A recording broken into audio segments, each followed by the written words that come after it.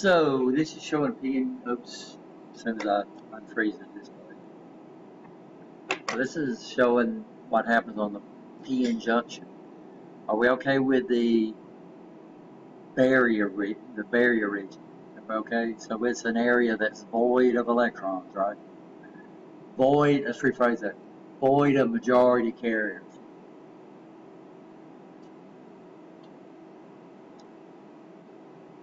Now this is then it creates what we call a barrier voltage, which the book, if it gets into it, I don't know.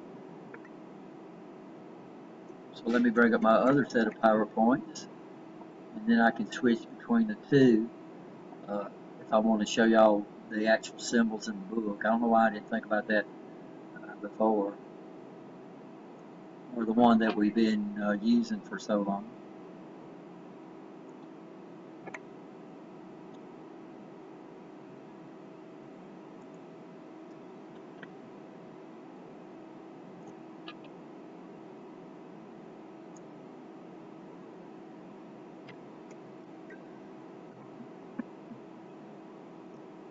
Still shows that it's being open. So on this one, we were at this slide right here.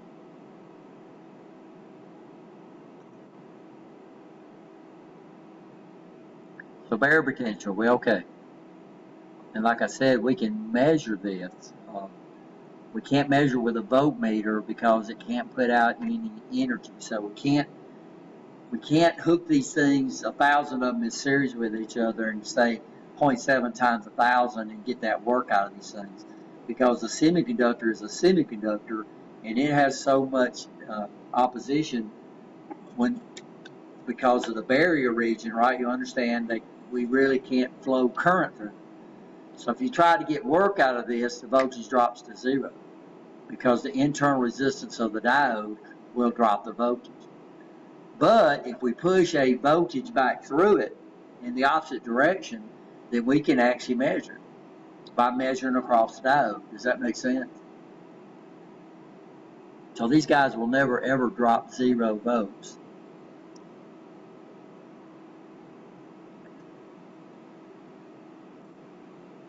So what happens is we come up here and we have something called forward bias. Forward bias is a condition that permits current to flow through the junction. Reverse bias is a condition that prevents current flow through the junction. So what's going to happen, we've got this diode set like this, right? You understand. And then I come over here. What I'm going to do is the P region, we got a bunch of holes. So the forward bias, what I'm going to do, the forward bias is I'm going to come over here and I'm going to take my DC polarity and put the positive toward the P on my DC source and the negative toward the N. And I've got to put a resistor in there, guys, because it's a check valve. As soon as the check valve opens, which is what we're doing, then current flow goes up. And the only thing that would limit the water flow is if we have a load. So if I had a check valve on a pipe and I just had the pipe sticking out in the air and I put the flow in the right direction, it's just going to shoot the water out there, right, as fast as it possibly can do it.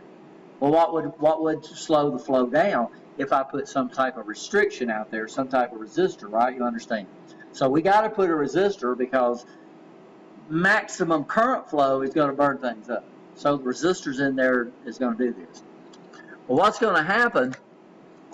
These are going to push the electron. So minus, what does two like charges do? They repel or attract? Huh? Like charges, negative to negative. So I've got negative to negative. Well, that's going to push these electrons toward the what? Toward the barrier. Trying to get a color that shows up better. I guess white would show better.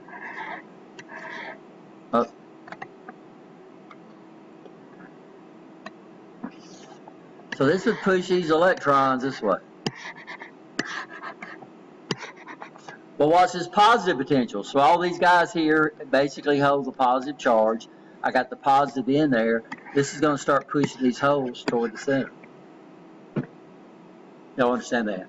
And what's that going to do to the depletion region? It's going to start decreasing the size of the depletion region until it collapses.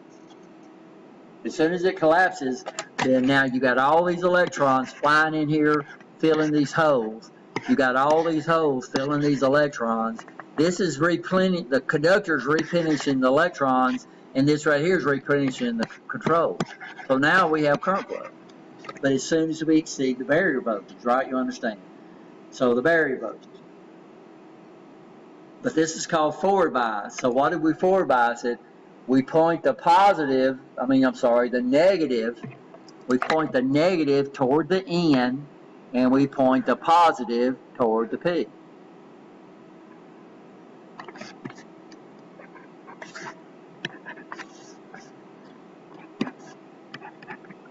And as soon as this right here exceeds 7/10 of a volt, of course, if it's 12 volts, so if this is less than 7/10 of a volt, we never have current flow because we don't exceed the barrier voltage. We can't push current through that barrier, right? You understand? As soon as I get up above this barrier potential right here, then that barrier collapses, and then we have current flow through the barrier. So here in the N material, we have electron flow. In the P material, we have hole flow. These are combining in the center. This is sucking the electrons out over here, creating holes, so the holes are coming in. This is pushing electrons in, so it's replenishing the holes in the N, and now we have current flow. What determines the amount of current flow? Well, the size of that resistor right there, and the size of this. But what we would have to do, if this right here, if the battery was 12 volts, then I would say that this resistor is dropping 11.3 volts. Because the diode is dropping what? 0.7. Y'all understand that? So we lose 7/10 of a volt. Okay, guys, what's going to happen when I reverse the polarity?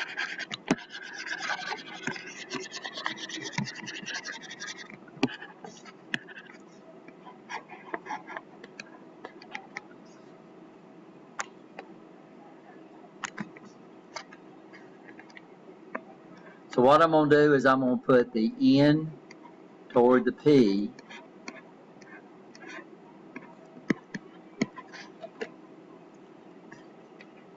and I'm going to put the P toward the N. So I'm putting the N right here. I'm putting a P right there. What's going to happen?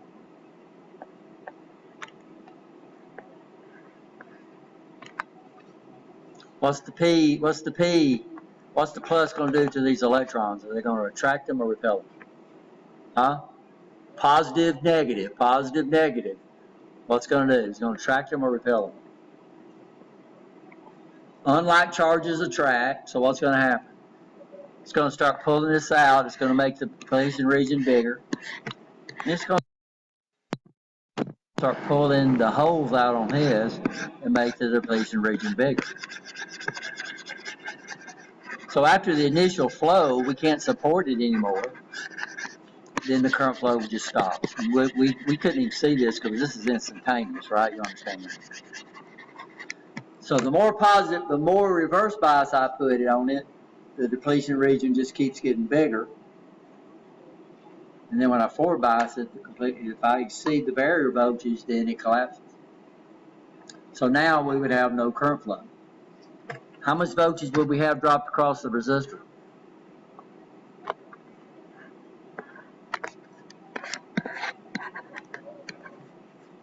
What would my volts be across the resistor? You can't just get it just like that. Huh? Okay, so V is equal to I times R. How much current flow do we have? We have 0 current flow. So V, let's say this is a 10K ohm resistor. So V is equal to 0 times 10K. How much voltage drop will we have across the resistor? 0 volts. The diode is the open element. What would we have dropped across the diode? we would have the applied voltage. Y'all understand? So the diode's open is the check valve, right? You understand? So what would happen if I've got pressure gauges on the check valve, and of course it's not going to be exactly the same, but if that check valve is forward biased, it's going to show me 0 pressure on a water valve. When that sucker closes, then 1 meter is going to go up to the applied pressure, right? You understand? And I go up to my sink and I turn it on all day long with my check valve not closed, my check valve closed, and I'm not going to get any water flow. I'm not going to get any work out of my hydrant, right? Because the check valve, the water flow is trying to change directions. So the diode, I get no work in the load. We still have 12 volts applied. This guy's not dropping any voltage, so that's literally like taking this plus and moving it right there. That's got people confused too. They say, well, there's a resistor. A resistor drops voltage. A resistor does not always drop voltage. What makes a resistor drop voltage? Current. If you have 0 current, now on diodes, this is not exactly true. There's no way. We have a path from the positive to the negative. So it's not like an open switch. When you got an open switch, there is no path. On a diode, there is a path. So there is current flow through the diode. We call it leakage current. And what do you think controls the amount of leakage current? Because we got minority carriers in there, right? You understand? So I do have some minority carriers moving this way, and I've got minority carriers moving that way. This is controlled by temperature. Almost directly proportional temperature. So the harder you get it, the more leakage current you have. And this is why we got to be real careful with semiconductors in heat. So y'all hear all these fans over there running? Why we got all them fans running over there? Because it's got semiconductors in there. And when we look at the specifications for a diode or anything that's got a p-n junction in it, they're going to give us a temperature. And the specs is going to be at a temperature. Normally in semiconductors it's about 25 degrees centigrade, which is about 72 degrees Fahrenheit. So all the data, because if the temperature changes, all the data will change, right? You understand that? So we give this thing right here a symbol. This is the symbol. We draw, I think we've already talked, oh, this is the digital. Now this is supposed to be filled in, by the way, but most people don't fill it in because it takes a little time.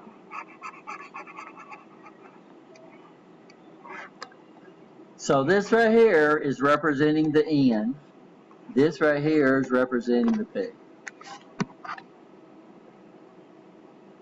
By the way, this came up from vacuum tubes.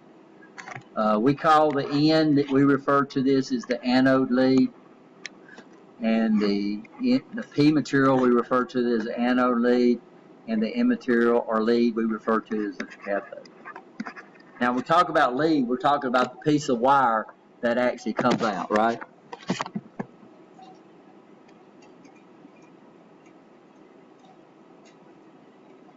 And we call this device a diode.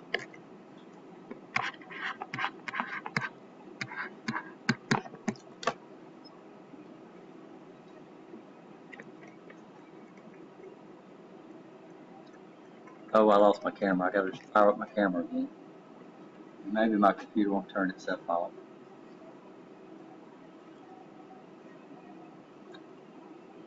So we call these things leads for obvious reasons. Now, as soon as my camera focuses in, let's see if I can put my finger up and get the focus in. No. But hopefully you see one side is got a stripe around it. I focused in for a second. You'll see the stripe. And the other lead doesn't have one. The stripe identifies the cathode.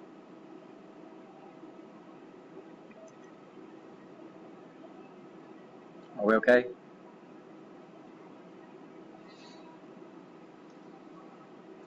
Now, don't know. What I would do to determine it, I could look up the part number, right? You understand? Or I could use an ohm and measure that voltage drop, or you on the diode scale. So we can measure the voltage drop. If it measures between 2/10 and like 4/10, we would assume that it's a germanium. If it measures between about 6 and 7 or 8, we would say it was germanium. But I mean silicon. But to actually know, we would actually look it up. The problem we have, the higher the current they have, the higher the current they're rating. Most of these big silicon diodes look like germanium, but they're not. And so what we've got on our meter is we have a diode scale. Now, most people don't understand it, but the actual meter movement inside the meter can only measure voltage.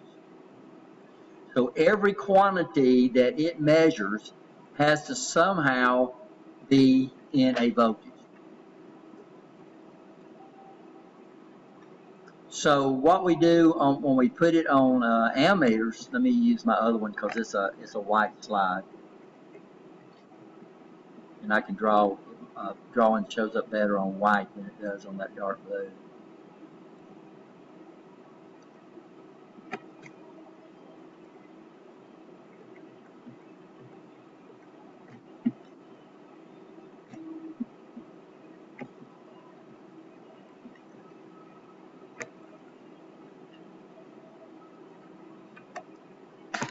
So what was I talking about, guys? While I was doing it, I lost my train of thought.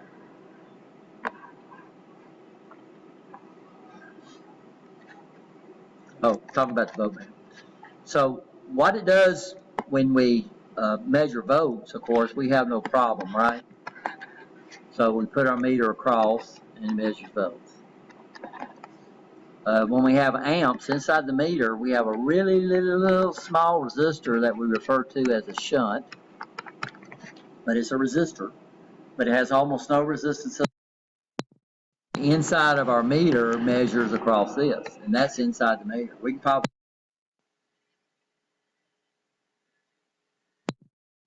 actually show you. So normally, if I've got an ammeter on my panel, my operator's panel, we don't want to bring all that amp, and it's 1,000 amps. I don't want to bring it up to the panel, right? You understand? And make it flow through the panel. So out there some way, we would have a shunt, which is a big chunk of metal that has a precise resistance. And then our two little meter leads go up there and connect to the shunt.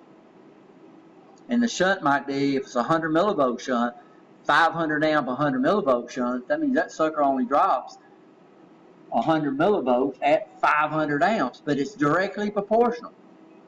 So this is the way we measure what. So here's my meter leads out here. Now, so my meter leads turn out here. And of course this might be common and this right here might be red. But inside the meter we have something we refer to as a shunt. When we measure current, we got to make the current flow through the shunts.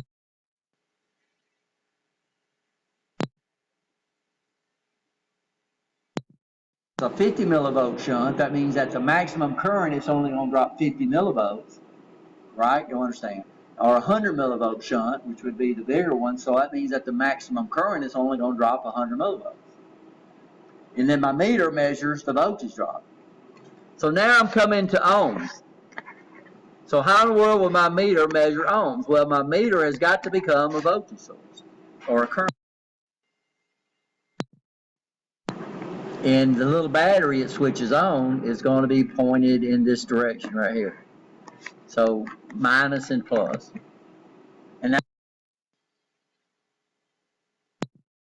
so what happens, actually, digital meters becomes a constant current source. It's like 10 milliamps. It steps up.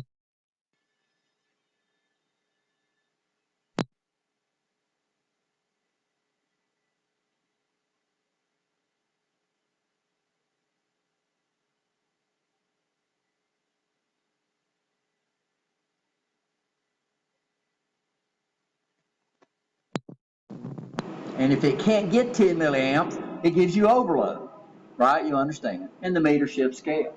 And the current goes up a little bit. Okay. So that means this is why you can blow a meter up if you put it in, because you've got a voltage source. And if you put it in something that's too big, it's either going to be series aiding or series opposing. you're going to get a lot of current flow through your meter, and you're going to blow your meter up.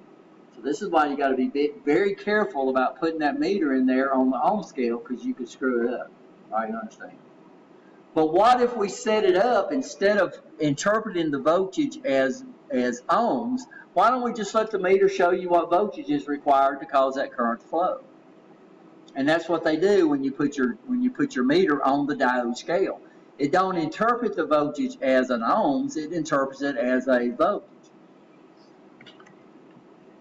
So we can take a diode and we can get a meter.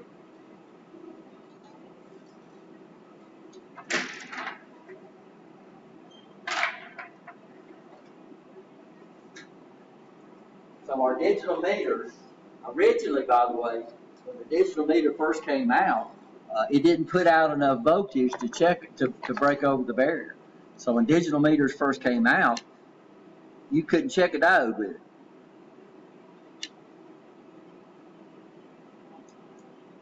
I don't see a diode scale on this one. I'm not saying it don't have one. So if we put our meter on ohms, and the people in digital have already seen this, then it's going to measure ohms. But right here, somewhere on the meter, is a range that's got the little diode scale on that. So if we put it over here, it's not going to work because it don't put out enough voltage. We put it over here, it does. Okay, everybody understand? So I'm going to get a diode. Here's a diode. What determines the size of the diode, of course, is, oh, that showed up real good. See the black around there? Okay. This is a lot smaller than the one you got. What determines the size of the diode? What would determine the size of the diode? Y'all take a guess at that. Not the voltage. It has nothing to do with voltage. It's not conducting a voltage. What determines the size of a water valve? Well, not even the force. That determines the thickness of the walls. You got to understand the difference between the actual conductor and the insulator. What's the function of the conductor? To carry what? Current. What's the function of the insulator? To keep that pushing, right? You understand? So it's like a water pipe. What determines the size of a water pipe? How much water's got to flow through it? What determines the thickness of the walls is how much pressure that water's going to be under, right? You understand that? So what determines the size of the diode is how much current we're going to have to push through it. So the less current we're going to push through it, the smaller it's going to get, right? You understand? The more current we're going to push through it, the bigger it's got to get. So that was the diode I showed you there.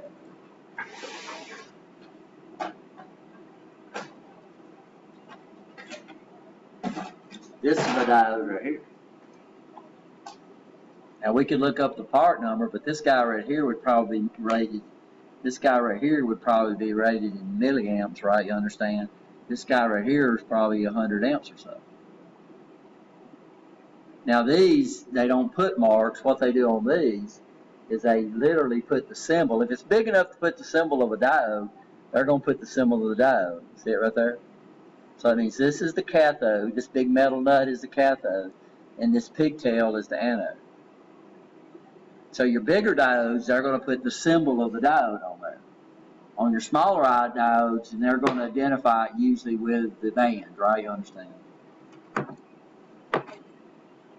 This meter is kind of strange in that it shows most of the new meters when you put it on amps. I mean, if it doesn't see a junction, I'm trying to find something to set my meter on, so y'all can see it. Can y'all see it? And we'll turn it on. This meter, when it sees an open on the diode scale, it shows this reading right here. Can y'all see it? So on this meter, this is what I'm going to see when I reverse bias it. So what I'm going to do is I'm going to come over here, make sure your leads are in the right slot. So I got my black lead in the common, I got my red lead in the voltage. So this is a multi-function lead right here, if I can bring it up. So this guy here, I want to put it in this one if I want to measure volts, ohms, or hertz. So this guy here actually has a frequency meter in it. So I'm going to come over here and I'm going to put my black lead, I'm going to put it on the cathode, which is identified by the line, right? I'm going to take my red lead and put it on the anode, and this is showing about 6/10 of a volt, 600 millivolts. So this is a silicon diode. Now this is what this meter shows you when it sees an open. See this? So what I'm going to do now is I'm going to put my red lead on the cathode. I'm going to put my black lead on the anode, and notice it shows us the same thing. So here the check valve is open. Here the check valve is closed. So this is what we call reverse bias. So what I'm doing now is I'm reverse biasing. And your meter, by the way, won't mess up a diode because they don't put out enough current to hurt it. So we call this forward bias. But look, I can tell what this is. And of course I can check this guy here too, because it's nothing but a diode. So I'm going to put the black lead on the cathode. I'm going to put the red lead on the anode. And this guy's measuring about 4/10. This is silicon, it's just that it's got a lot of carriers in there. So sometimes that 3/10 is kind of misleading. I'm going to come up here and put my negative lead on the anode, my positive lead on the cathode, and it's showing me the same thing. So it don't make any difference what size it is. It's still got that 7/10 of a volt drop, and you can check these no matter how big they are, right? You understand? They're going to check when we can check it. We call it an ohm meter because that's what it's doing. Your meter is, we say we check it with it. So we say, how do we check a diode? We say we check it with an ohm meter. But what we do is it's on the diode scale, right? You understand? So here, instead of translating the voltage as a resistance, it's translating the voltage as a voltage, right? You understand? So the meter's actually showing you it there, which is pretty neat. Some ohm meters you can kind of check. We'll see if we can do this. I'm going to put it on the ohm scale, and I'm going to see what would happen. So I'm going to get the small one. I'm going to forward bias it. So how do I forward bias it? Negative on the cathode, positive on the anode. So here it's measuring, can y'all see that? 1.3 meg. And here it's measuring open. See, so I can still measure it. By the way, if you got an auto ranging meter, you're going to have to let go of one lead because it's going to measure you. Everybody understand that? But see, this showed 1.3 meg one way and showed overload reverse bias. So I can still check it, but I don't know what it is, right? You understand? If you measure the same thing in both directions, it means it's bad. So that's why even if it checks okay forward bias, you're going to make sure you try it at reverse bias, right? Understand with your meter. So check it both ways to make sure you get a valid reading.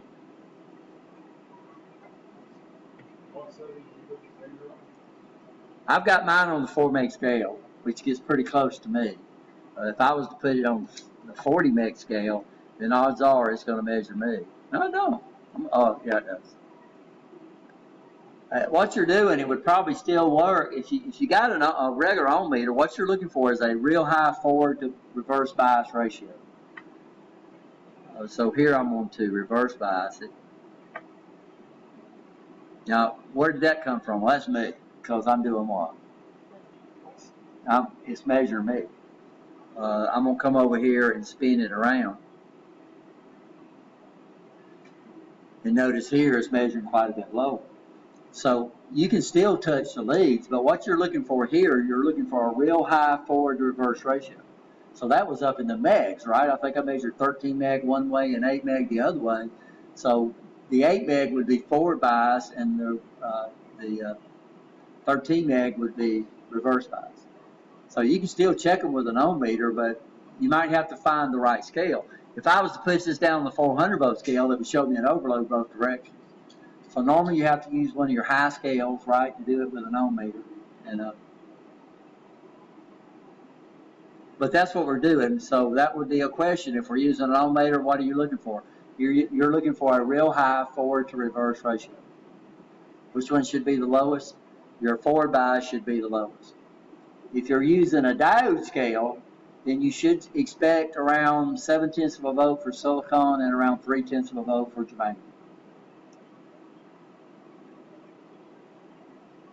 Usually with your own meter, usually measures on the low side.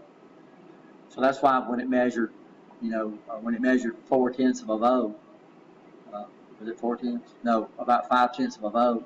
I knew that was silicon because usually with your meter it measures on the low.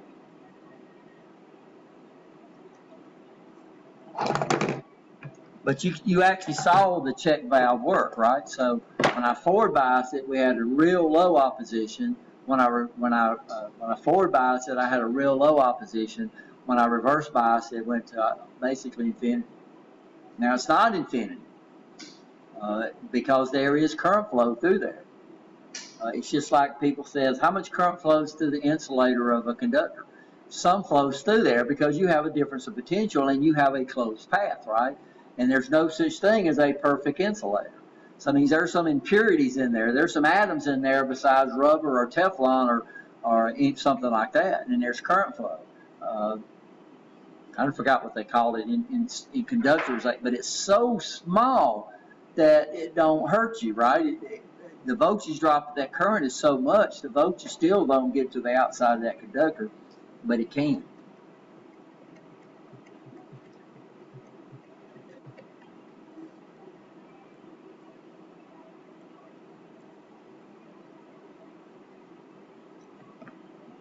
So everybody okay on the lead names?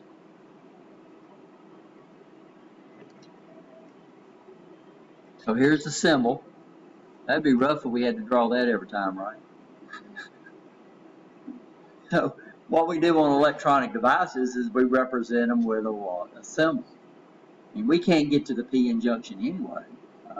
We can see it, by the way. By the way, what happens is that when these things combine right here and here, normally they'll generate a photon.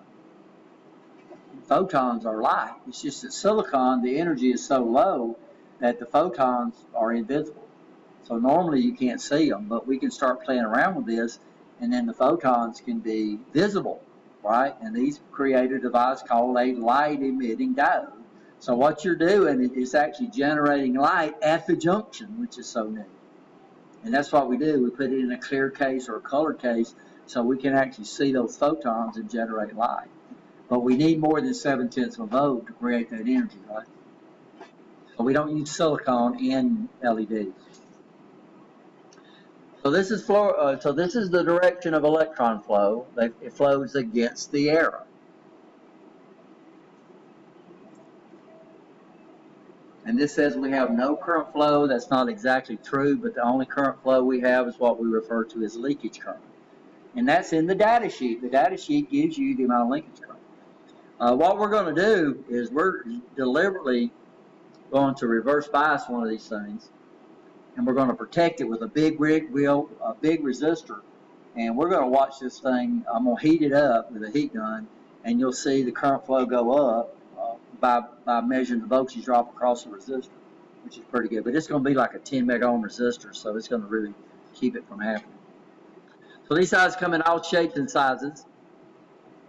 And what determines the size? The current. So extremely small surface mount devices that we would run into on a printed circuit board. Then all these sides. Normally when they get into this sizes right here, normally they do what? They put the symbol. Don't take for granted the stud is the cathode and the whip is the anode, because they reverse them. So it depends on part number. So don't jump into that and say that, because you'll find out that it's wrong. Your small ones, they're going to identify it with some type of band. These, I'm not really sure. These are very popular in switching power supplies.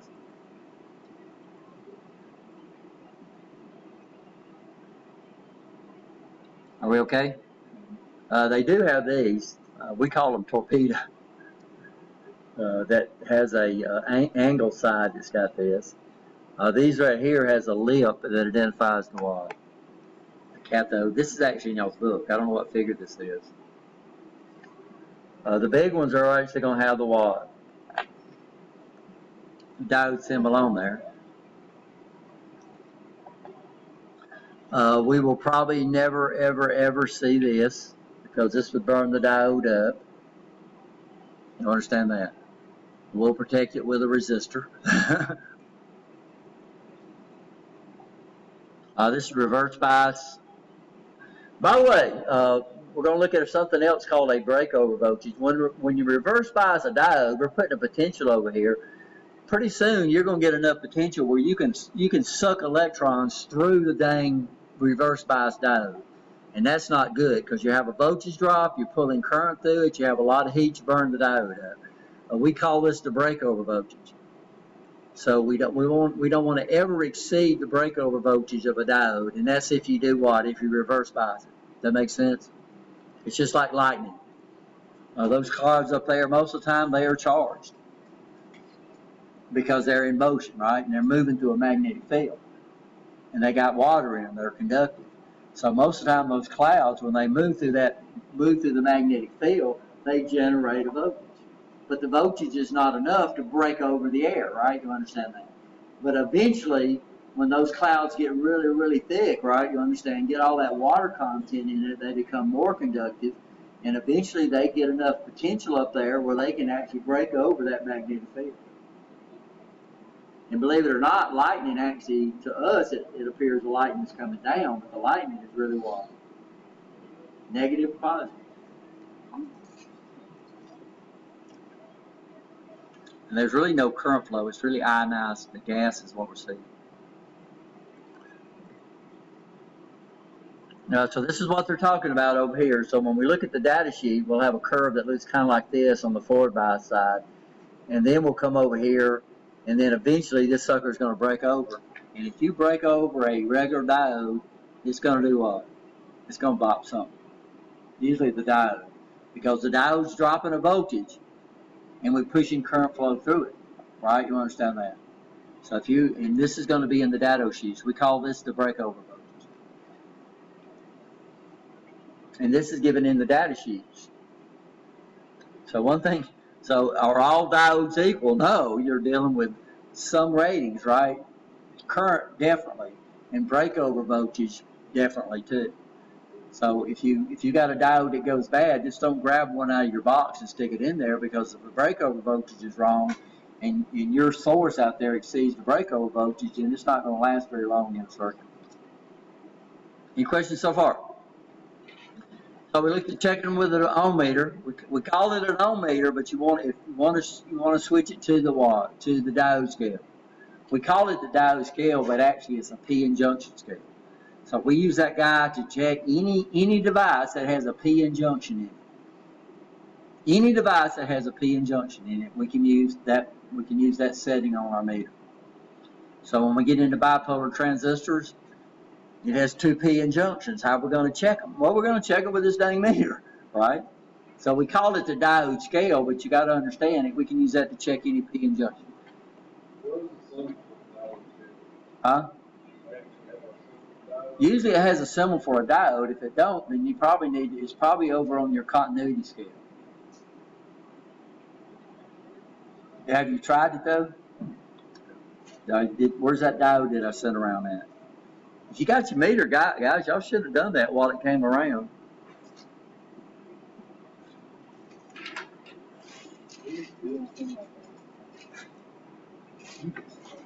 Oh, here's one right here.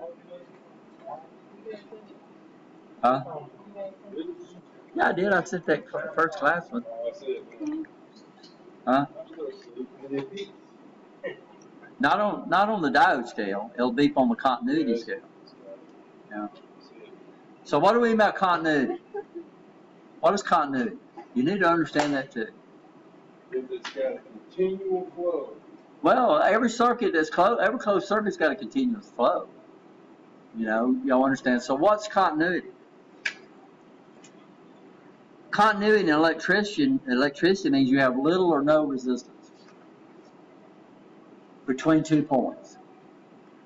So we do that so often. So if I want to check a fuse, we're going to check ohms. But the problem is that I've got my meter leads and I'm trying to check a fuse out of circuit, by the way. Well, I would like to do it without having to look at my meter.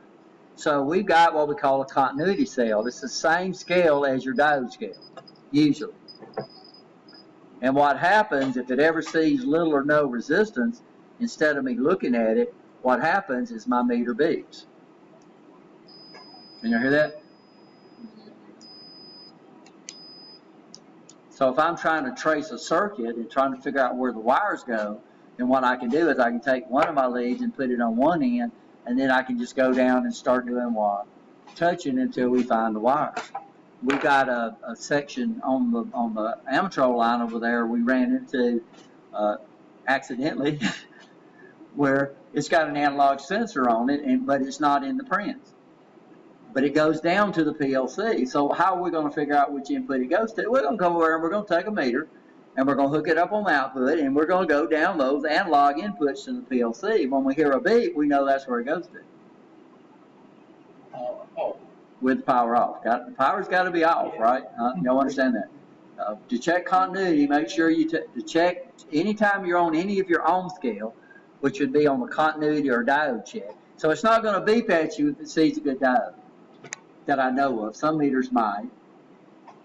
By the way, your standard meters, the VF of an LED is around 2 volts.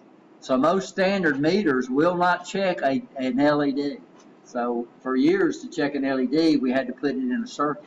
We'd put a resistor and put it in there, and if it lit, forward bias. So an LED, if you forward bias it, it lights. If you reverse bias it, it what? Goes off. But our new Simpson meters will check an LED. That's the first meter I've ever seen. The new, not Simpson, new Snap-on meters we got. You can actually forward bias it and the LED comes on and it shows you 1.62 volts. So it actually puts out enough voltage to check an LED. And that's the first meter I've ever seen to do that. So normally an LED, you can't use this because the VF is so high, most meters can't step up that high. Okay, y'all understand that? So to check an LED, you literally have to put it in a circuit. So you can get you a little 9-volt battery, get you a resistor, right, 9-volt battery, and just put it in there one way. If it lights, flip it the other way, it goes off, and you check them that way. So usually to check LEDs, we had to power them up. Unfortunately, they look a lot like light bulbs, and we used to put them in our DC kit. There was a little lab they did, and they blew them suckers all the time. Because they'd go over there and take them and put them on a power supply and turn it up to get it to light. Well, as soon as you exceed the VF, the sucker turns into a short circuit and you'd bop the LEDs. So we kind of took them out. So where's the one I just had? Did I pass that around? This is this little one. Guys, I just had one. You never gave me anything. Yeah, I know. You did. See, I told you. It wasn't. Yeah, y'all gotta watch out for Bobina. She's a troublemaker. This is the one I wanted to show you. You know I'm joking. I know. Of course, I'm a lot easier on you than. This guy here is a 1 amp diode, and you can see it's actually bigger, but you can still see the band. So we'll pass this, and this should measure the same. So I'm gonna forward bias it. I'm gonna put my black toward the cathode, my red toward the anode. It's measuring about 0.6 of a volt. I'm gonna come up here. Always do what? Flip it around and measure the other direction.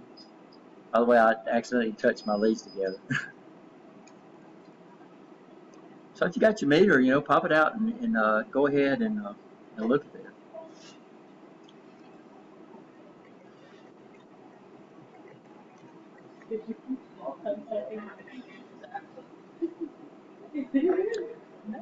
And we always check these things out of circuit.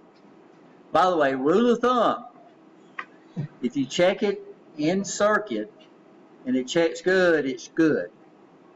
If it appears to check bad, then you isolate it. You pull out one lead because it could be in parallel with something, right? Y'all understand what we're saying? Well, if it checks good in circuit, we assume it's good. If it checks bad in circuit is when we isolate one leg. All you got to do is isolate one leg though. Everybody understand that? Which becomes interesting when it's soldered in.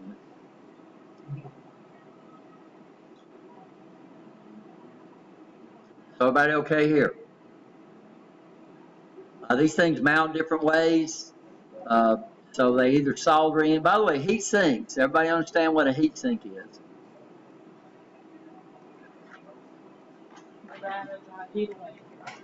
Yeah, when we make devices, normally we make the device as small as we possibly can make it. Everybody understand that? Which means the surface area of the device is not big enough to dissipate the heat that the device is designed to do. So what's directly proportional to the amount of heat a device can give off is how much area, y'all listen up, is how much area or surface area is exposed to the air. So to increase the surface area, we got to mount these things on something, right? You understand? So a lot of times we'll mount this on a thin assembly that we refer to as a heat sink. And it's usually vaned because this is surface area right here. So we got surface area on both sides, right? You understand? So what we do is we, using these vanes like this, we create a lot of surface area and occupy very little space. By the way, normally heat sinks should be mounted vertically, if possible, and they should be mounted with the fins vertical. So that way they cool by convection. So when air moves, it rises. So what will happen is this will actually pull cool air in across the vanes and across the top. If we can't mount them vertical, which sometimes we can't, either we increase the surface area or we mount a fan on. Okay. Huh? What's that? What you asking? This is a fan. So if you looked inside the microprocessors, you see the microprocessor puts out like 75 watts. And we can't mount the heat sink vertical with the fans. We mount it horizontal, right? You understand? So what do? They mount a fan onto it and force air through the heat sink. So these fans are going to be on laptops. They're not on all the time.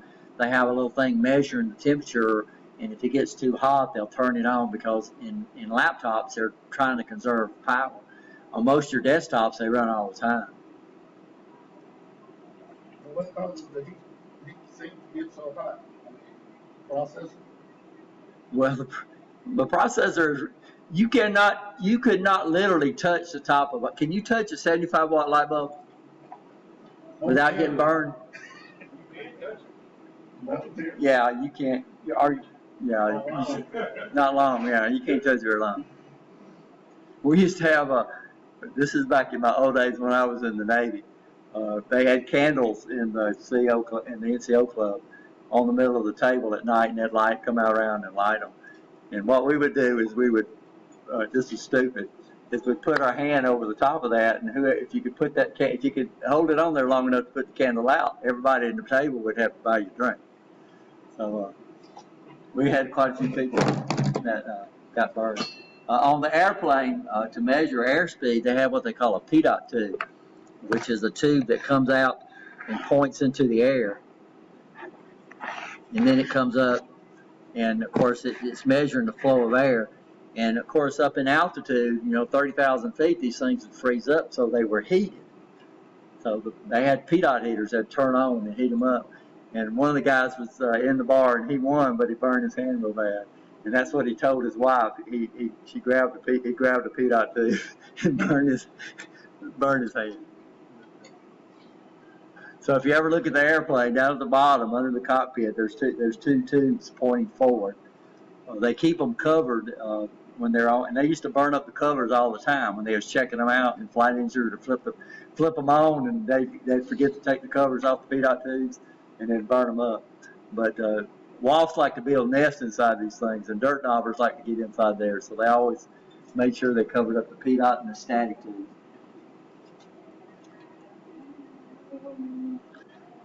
By the way, heat sinking is not as popular as it used to be, but I'll do it. Huh? He gonna tap me on the shoulder. Trying to give me for. Okay, guys, we okay so far. We're getting ready to do labs. One of our first labs we're going to do is basically just checking diodes to see if they're good or bad. And it's not too hard to tell, right? You understand? What do we use to check them? We use an ohm meter, even though we're on the diode scale. Okay, guys, y'all go ahead and take a break.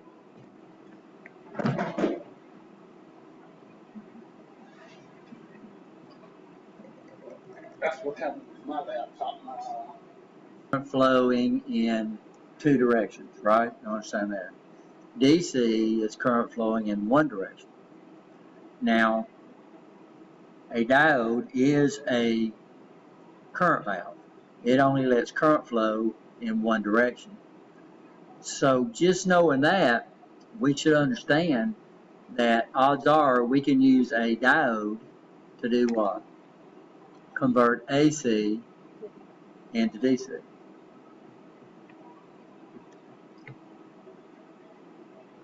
That makes sense?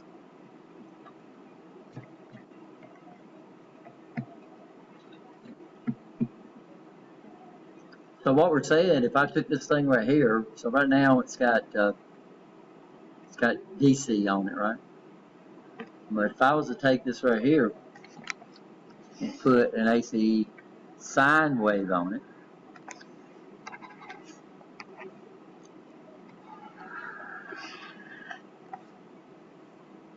now this is P, this is N, okay, understand? So what we're doing is we're looking at this side right here. So right now, this side says this side would be P, and this side over here would be what? N. You understand that? So would it be forward biased? Yes or no? We got N toward the N, we got P, so yes, it's going to be forward biased. So flow through here, go through the resistor to the AC source. Huh? No, this is forward bias. What we're looking at the forward bias is we're making sure that these two things match. So if I got this right here, plus to P, minus to N is forward bias. If I put minus to P, right, and plus to N is reverse bias. So this will allow current flow. Now I draw it like, but in the main circuit, this is the way the current flows. Everybody understand? So if I was measuring across this, it's going to be hard to do it because we don't have a common. And we'll do it. Now if I come over here and put the opposite polarity on both leads, so over here we're going to put the negative, over here we're going to put the positive, right? So this right here would be negative, this right here would be positive, and now there would be no current flow.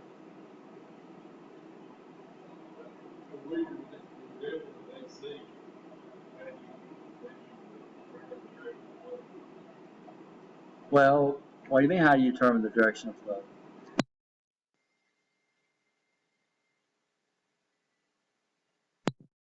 So if this side is positive, but the next alternation, what's going to happen? It's going to swap. So I had to freeze the alternation for it. Then this side is positive, and now we wouldn't have any current flow. So what would happen was that the resistor would be getting pulses. It would be getting one alternation, right? You understand? So let's do it with a symbol. We understand the barrier potential. You okay there now? Silicon's approximately 7/10, germanium is approximately 3/10. Okay.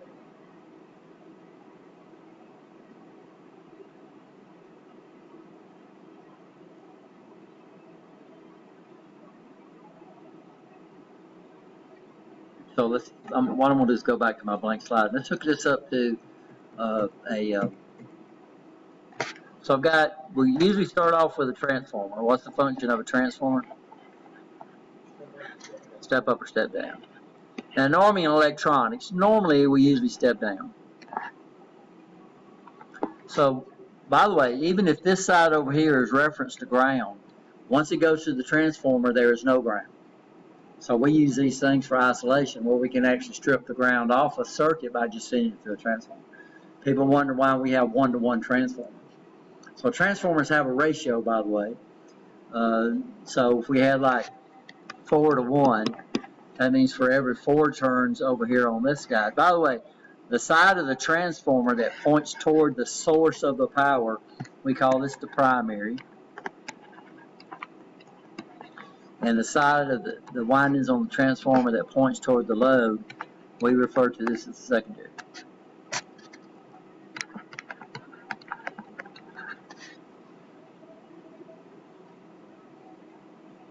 So all these substations, one side's pointing toward Alabama Power, Gorgas, or wherever you get your power from.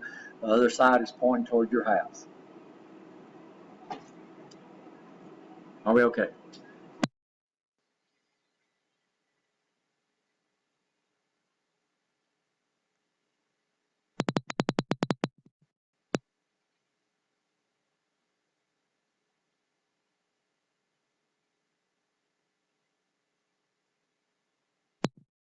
What I'm going to do with this side is establish a common. And I'm going to come over here and I'm going to put a diode.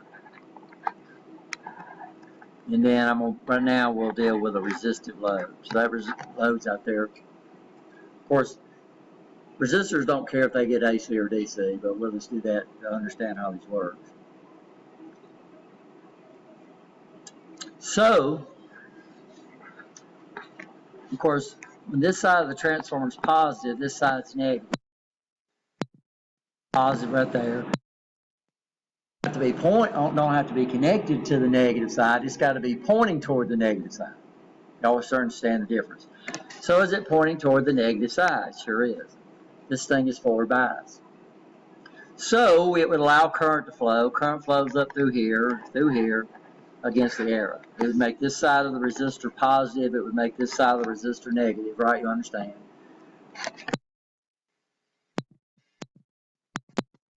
Going on like an oscilloscope.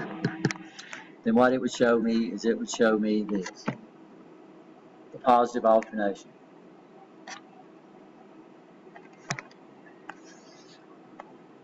Then on the negative alternation,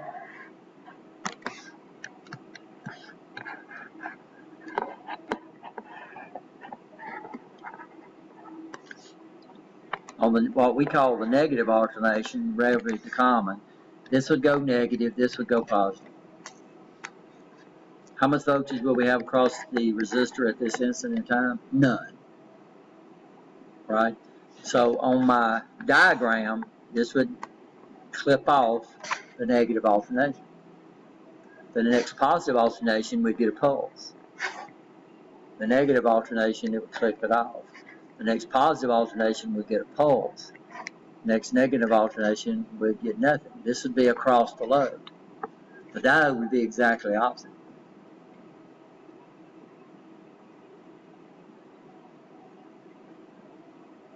Now, what would be the voltage? If I put my DC meter on there, what would it measure? It's going to be DC. It's not going to be... we call it pulsating DC.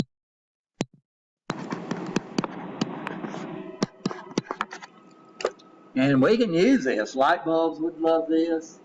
DC motors don't care about this kind of stuff. DC motor will run fine on this, but we got to figure out what voltage does the DC motor sees. So if this peak voltage right here is 10 volts, my motor's not going to see 10 volts because it's going to average all this out. It's going to average this out, right? And it's not going to be zero anymore because we don't have any negative alternation. Now, this gives me an average of 2V peak over pi. Right, you understand. This would be a 0. This would be 2V peak over pi. This would be 0. This would be 2V peak over pi. So what would the average be? Right, you understand? So this would be 10, this would be 0, the average.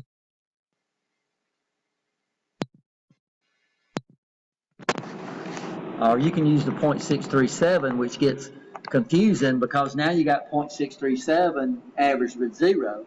This is why I like that 2V peak over pi. Y'all remember us going through that? Didn't we go through that in this class? So the book teaches the DC average of an alternation is 63.7% of VP. But now you got to figure out what half of 63.7 would be. Because why? Because we're adding 0.637 and 0, right? So knowing that, so how did they come 0.7% or 0.637? Well, the average is 2 V peak over pi. And how did they do it? Well, they split the what? They put the V peak over here and split the 2 out. So that's 2 divided by pi, and that's 2 divided by pi is 0.637 times VP.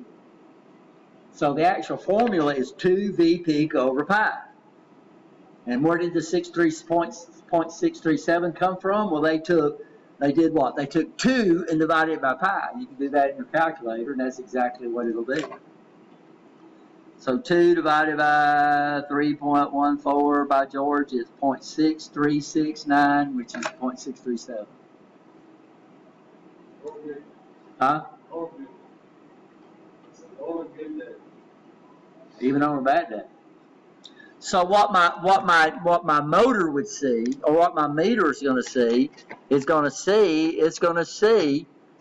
So the DC average, this is going to be an average, is going to be equal to what? V peak over pi. So what did I say V peak was? 10 volts. So how much work would we get over here?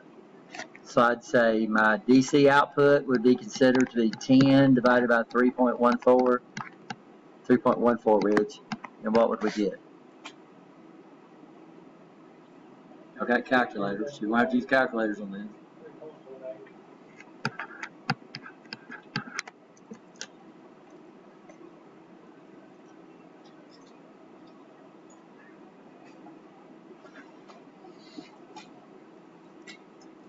So this is a device called a transformer. Everybody's seen these, right? Now, this is a smaller transformer, so normally they rate it. So this is what we call center tap transformer. This is what's on your house, by the way. So what a center tap transformer is on the primary coming in, we have one set of windings. On the secondary coming out, we have this in the exact center of the transformer. Now, what we have on your house transformer is if I go between the two outsides, and it's called a center tap because it's in the center, then this is what we call 240 volts. If I go from here to here, then I get what? 120 volts. And that's your two houses. So that's why the down drop coming from the pole has 3 wires. It's got 2. Without insulating one of the wires is they take this guy right here and they reference it to earth ground. So it carries current, but it don't carry an electrical potential, right? You understand that? Everybody okay? And then this becomes the neutral inside your house. What we call the neutral. So if you wire between neutral and one of the hot legs, you get 120 volts.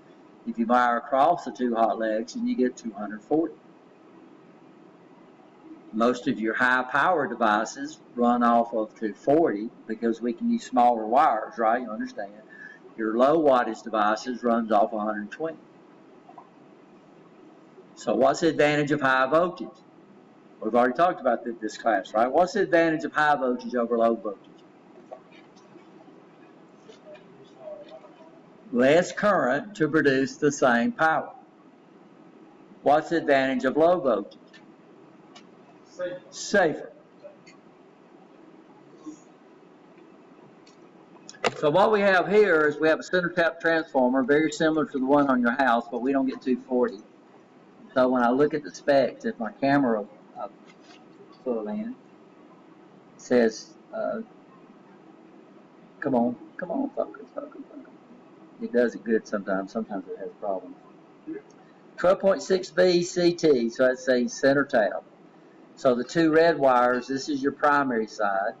So what I'm going to do on this one is it says 110 volts, 60 hertz, okay, or the watt, or the red leads, and then over here is the center. Over here is the two. Which would you consider to be the two outsides?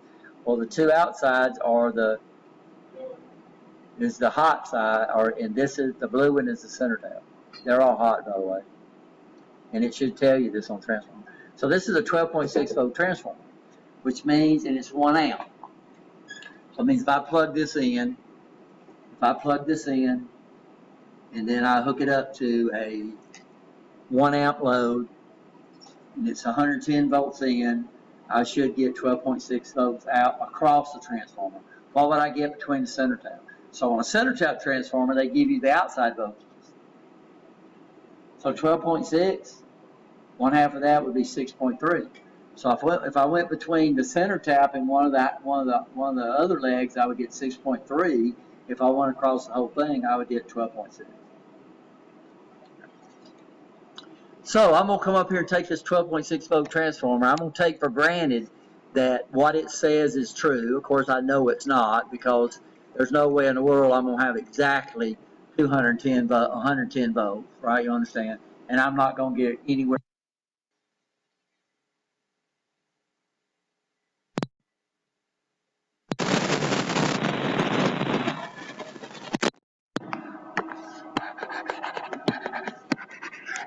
So we're not going to use the center tap. We're just going to leave it hanging or put a piece of tape across it, what you should, because it's going to be power.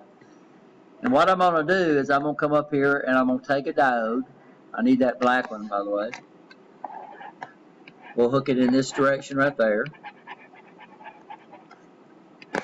And then I'm going to use this for my circuit common.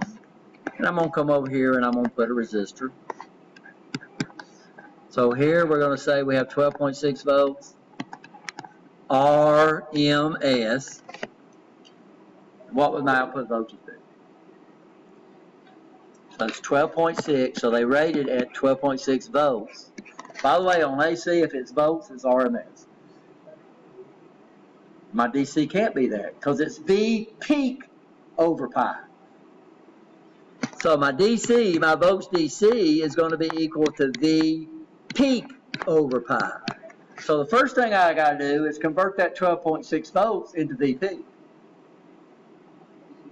So the magic number 707 is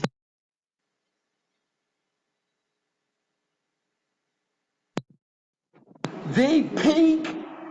This is what I can't understand. People do that all the time for some reason. V peak, it is peak, right? That would be like me saying, which is the highest part, what's the highest part of Mount Everest? You wouldn't give me somewhere down the side, right? You understand. RMS is down the side. It's an effective voltage.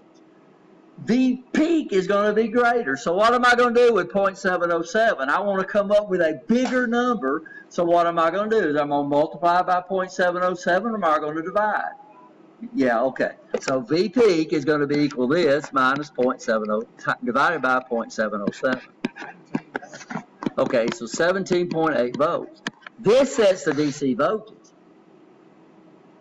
Okay, so that means I have 17.8 volts peak right there. So that means right here I'm going to have 17.1 peak. Why is that? Because you need 17. So we're going to call this, the way we're going to nomenclature this is we're going to call this V peak secondary.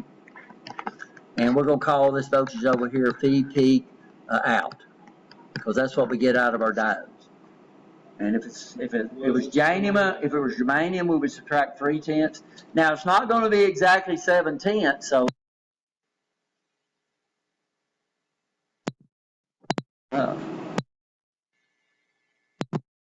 See, what did you have to do? Well, in DC, you had to measure, you didn't use the color code primarily, you measured the size of the resistors.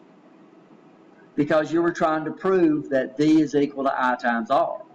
So what you were doing is when in your math in DC, you used the measured values and not the color-coded values. After DC, by George, we use the color-coded values because DC says, okay, it's going to be close, it's going to be right. Now we understand our math is going to be basically approximation because our math is perfect, but our components are not, and we understand that. So that means if I calculate 15 volts and I get 14.5, I'm happy because I understand the difference between what? The color-coded values and the true values. So then I would say, okay, what should we measure? So my volts DC should be equal to 17.1, approximately 17.1 divided by 3.14. 3.414 is approximation. How big is pi?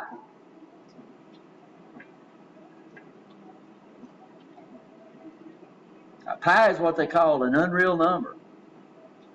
It cannot be represented by a fraction or a whole number. Pi is a non-repeating number. The fraction never repeats, never falls into a repeating pattern. I've got a PowerPoint where I can show you they calculated out to 1,000,000 digits, and I won't go all the way through them, but it never repeats. It never falls into a repeating pattern.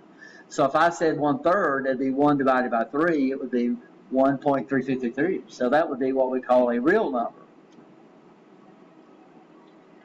So whole numbers and fractions that can be represented as numbers that can be represented as a fraction is a real number. We can't represent pi as a fraction because the number never starts repeating. And I think I might have told y'all this. You're definitely going to hear it if I teach DC. Did you ever watch Person of Interest and Harold? That was a good show. It's off the air now. But he brought up, he said pi. He said every number that has ever been written is in pi somewhere. And I said, that's neat. So your social security number's in pi somewhere as consecutive digits. Your phone number's in there. Luckily, we just don't know where they're at. So that means, what should we measure? If I put my DC motor over there, my volts DC should measure what? About 5.4 volts. And this is DC, folks. So let's hook this up. Let's see if I can find the breadboard.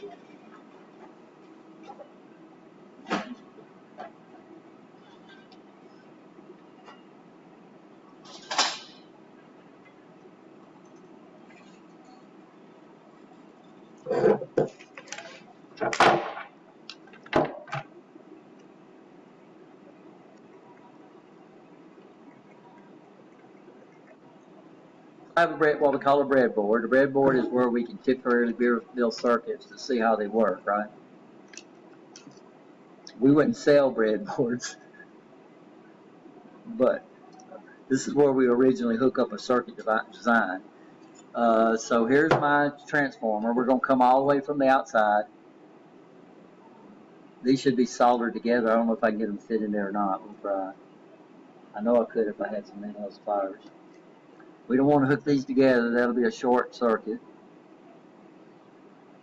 So here's a 1K resistor. We ought to be safe with that, even though we should calculate it. So this is a half watt.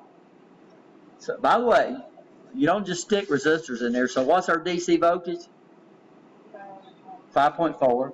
Square that, divide it by 1,000.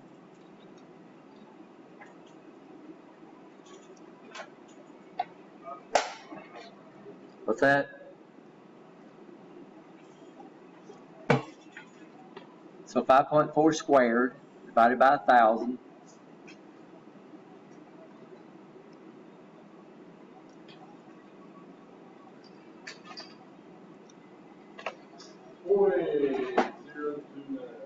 Is that, yeah? So this is a 1 watt resistor. So we're not going to burn it up.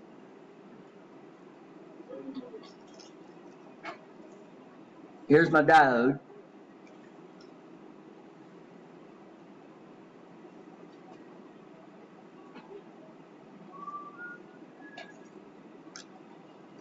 So I want to, here's the line. So what I'm going to do is I'm going to point the anode toward my source.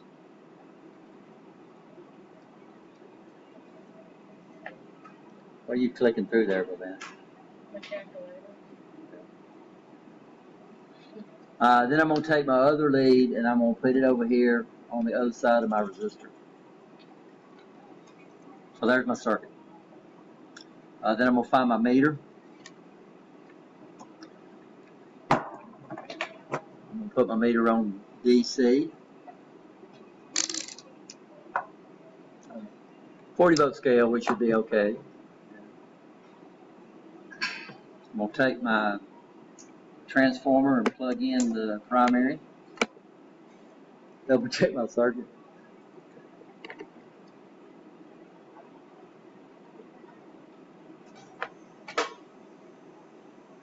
I'm going to take my voltmeter and I'm going to come over here and measure this across my resistor. What are we expecting?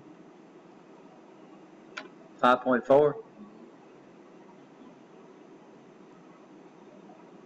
It's measuring 6.1 volts. Now what's the difference? Well, let's look across the primary. I'm going to put my meter on AC and it was supposed to be 12.6 volts. And it's measuring 13, almost 14 volts. So that's our difference. Why is it measuring 14 volts? Because I'm not putting 110 volts in it, right? You understand? I think here we have about 120 volts instead of 110. And then plus we're not pulling 1 amp. So that's not bad. So we calculated what? 5.4. We're measuring what?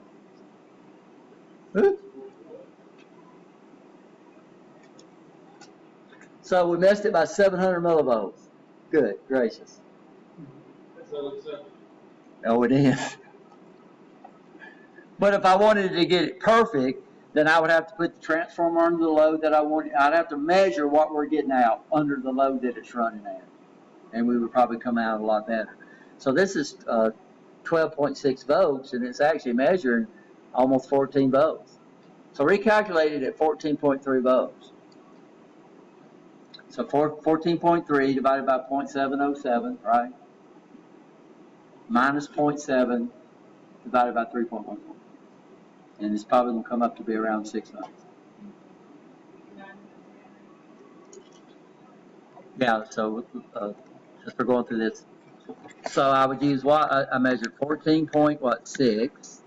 First thing I'm going to do is I'm going to divide that by 0.707. What does that give me? What's that?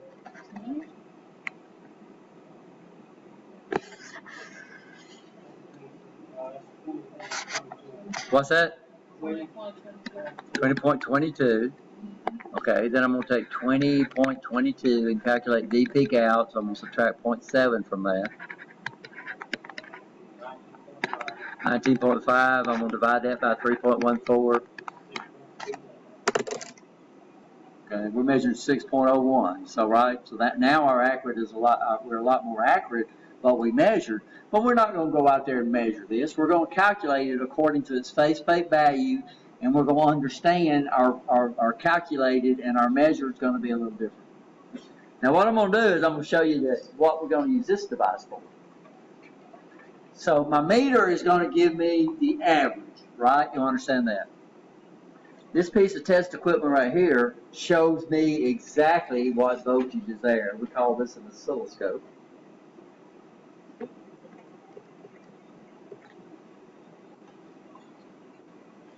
And I don't know what my trace is. You know what that means, right? Just about.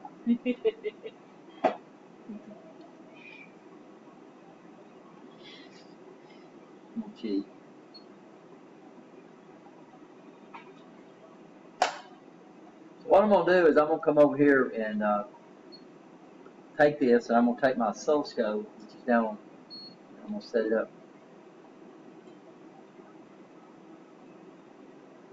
And I'm going to take my lead here, and I'm going to put it across our circuit. I'm going to put it across the load. So I'm going to put it across the transformer first.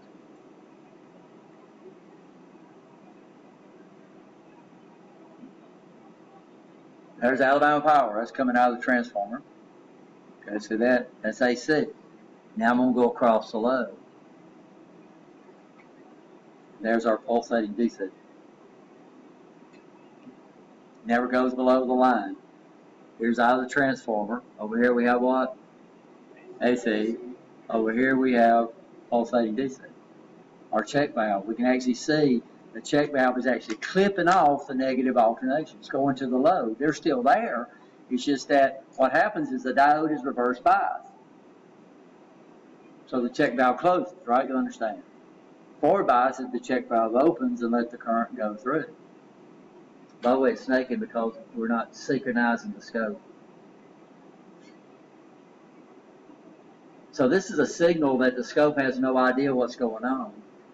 So, and it's a picture, and we have to synchronize the scope with the signal. So see it moving across the signal. So we got something called a trigger that we just see the white line, and I'm gonna move it into the waveform, and this allows the scope to actually synchronize on the input signal itself. And notice what happened. It froze, didn't it? There it is, guys. Just as clear as day. We can actually see it. One side, this is the transformer. This is the load.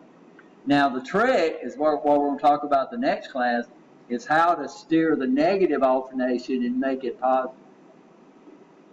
So this is what we call a half-wave rectifier. Works good, real cheap.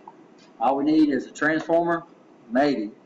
I've seen people bring Alabama Power in and rectify it if they need a lot of DC. All we need is a diode, right? You understand? And a load. One diode. With the resistance. With a load. Yeah. That don't necessarily have to be a resistor. Here we're using resistors just because that's a convenient load. I could hook up a 5-volt motor to this thing and it would run perfect. In fact, it'd probably pull it down to 5 volts because now the transformer's going to be under a little load. 5-volt motor would run on this one. It don't care if it's pulsing DC. It don't care. It's going to look at the average. Now, electronics couldn't live on this because electronics don't like pulse. It likes what we call regulated DC, which means if I have 5 volts regulated, by George, it's going to be 5 volts, not hardly any bumps or anything, right? You understand? But analog devices like motors and light bulbs and heaters and resistors, they don't care about this. It's going to average the work out. So that resistor sees 6 volts. How much power is it dissipating? It's dissipating for 6 volts, right? You understand? So it gets that peak, it gets that 12 volts peak, or I'm sorry, 17 volts peak, but then it gets 0, and it averages that out. But this is DC, and we call this pulsating DC for obvious reasons. Do we use this? Sure we use it. But we don't use it in electronic circuits. If I put this on a transistor, it would hum like crazy. Or if I put it on, if this powered up a stereo system, I would have all kind of problems. So the first thing we're going to look at is how to get the negative alternation up here. We call that full wave. It's still going to be pulsing, and then we'll look how to filter that out and get DC, or what we call unregulated DC, and then we'll look and see how we regulate to get what you got this guy which is pretty new. And how long did it take me to hook that sucker up? I mean, these guys are a dime a dozen, right? Here I got a transformer. What does it do for us? Steps it down. Then I have it coming into one side of my diode. See it right there? Same vertical line. Then my other side's going over here. There's my load. You can see my scope across my load. And so what we'll do next class, we'll try to do a lab, so make sure you bring in your safety glasses and your meters. What lab we'll try to do is the one where we check the diodes out, use the meter to check it out. We're going to break a diode over, by the way, but we'll do that as a class. We have to get up to over 100 volts to break this thing over. And we're going to protect it. If we did this without a big old 10 meg ohm resistor, it'd bop that guy right there, but the big resistor is going to limit the current. Okay, questions?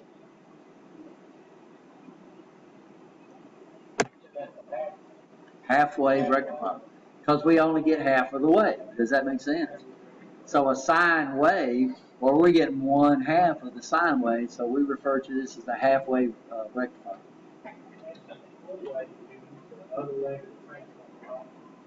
Well, we're using both legs of the transformer. It's just that we're not referencing one to common. Well, we have two types. We have what we call a center tap full wave, where we utilize the center tap, and then we have what we call a full wave bridge, where we don't have to utilize the center tap, and we'll look at that too. So we have two full wave rectifiers that we'll look at.